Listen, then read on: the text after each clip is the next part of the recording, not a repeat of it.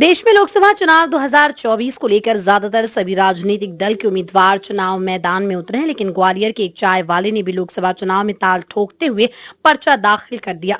चाय की दुकान चलाने वाले आनंद कुशवाहा पार्षद से लेकर राष्ट्रपति तक का चुनाव लड़ चुके हैं। वो 28वीं बार चुनाव लड़ने ग्वालियर कलेक्टर कार्यालय में ऑटो से पहुंचे और दहलीज के नतमस्तक होकर लोकतंत्र को नमन किया।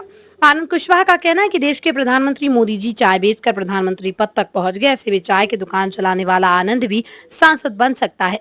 ऑटो रिक्शा में परिवार के साथ सवार होकर ग्वालियर कलेक्ट्रेट कार्यालय पहुंचा ये शख्स आनंद कुशवाहा रामायणी है, जो 28वीं बार चुनाव लड़ने जा रहे हैं। आनंद कुशवाहा पार्षद से लेकर राष्ट्रपति तक के चुनाव मैदान में उतर चुके हैं और इस बार लोकसभा चुनाव 2024 के लिए ग्वालियर लोकसभा सीट से निर्दलीय चुनाव मैदान में उतरे। आपको बता दें कि देश का एक चाय वाला सांसद बनना चाहता है।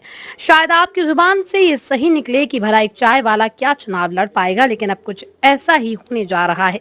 सांसद पद के लिए बड़े बड़े राजनीतिक दलों के उम्मीदवार चुनावी मैदान में है, लेकिन ऐसे में लोकसभा चुनाव में कड़ी चुनौती देने के लिए मध्य प्रदेश के ग्वालियर शहर से आनंद सिंह कुशवाहा ने भी लोकसभा चुनाव मैदान में उम्मीदवारी के रूप में चुनावी ताल ठोक दी है। मेरा 28वां चुनाव है लोकसभा का। मैं तो पहले ही लड़ चुका हूँ लोकसभा, विधानसभा, राष्ट्रपति, उपराष्ट्रपति, नगर निगम, महापौर के। और लोकसभा का 6वां चुनाव है ये। अच्छा, क्या बार बार चुनाव लड़ने के पीछे मकसद रहता है आपका? मकसद तो क्या हमारा पूरा हो चुका और एक मकसद और रह गया हमारा। जो पीएम साहब मोदी जी अभी वो कि चाय का ठेला लगाते थे और मैं भी एक चाय का ठेला लगाता हूँ। जब वो आज प्रधानमंत्री बन सकते तो मैं भी कोई बड़ा चुनाव जीत के बड़ा पद मिला, यही मेरी तमन्ना है ऊपर वाले से जी। तो इस बार किसको चुनौती देने वाले हैं आप? भारत सिंह को। भारत सिंह को? पिछली बार भी भारत सिंह को चुनौती देने वाले दी थी मैंने उनको, हारेंगे चुनाव। मैंने सबको बताने बोली हारेंगे चुनाव। तो इस बार क्या स्थिति रहने वाली है? साहब देखो मुझे समय बताएगा, अभी कुछ कह सकते समय बताएगा। अभी कुछ नहीं कह सकते? अभी कुछ नहीं कह सकते। आप जितनी बार चुनाव लड़ते हो जी, चर्चा यही रहती है कि आप चुनाव लड़ते हो, हार जाते हो, तो हार से डर नहीं लगता आपको? देखो हार क्या है, आज बीजेपी सरकार है। कभी कोई टाइम में 1984 में 2 सांसद जीते थे बीजेपी के, तो आज पूरी सरकार उनकी है। तो समय वाली बात है जो समय सबका आता है, उतार चढ़ाव लगा रहेगा, कोई दिक्कत तो नहीं। हम कभी हार नहीं मानेंगे, जब तक है जब तक लड़ते रहेंगे चुनाव। अब चूंकि आप निर्दलीय चुनाव मैदान में हैं जी, चुनाव चिन्ह क्या उम्मीद लग रही है? चुनाव चिन्ह मेरा केरली था और केरली की पार्टी बना ली, दूसरी वाली पार्टी बना ली, उन्होंने अपना चिन्ह ले लिया, मेरा चुनाव भी छीन लिया। तो हमारा चिन्ह ऐसा है कि पहले मैं लड़ा था घड़ी से, तो घड़ी उन्होंने ले ली शरद पवार जी ने।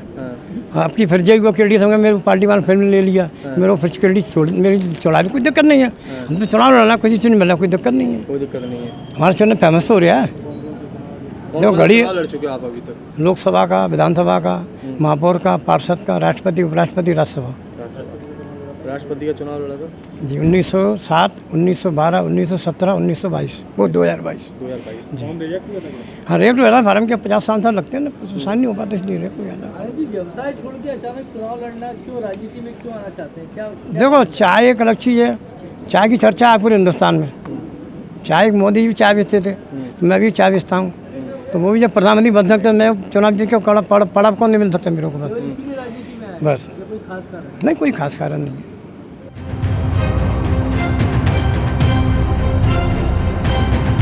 और भी रोचक खबरें देखने के लिए YouTube पर MP टुडे नेटवर्क को सब्सक्राइब करें, खबर को लाइक करें और बेल आइकन दबाना ना भूलें, जिससे आपको रोज नई खबरें देखने को मिलेंगी।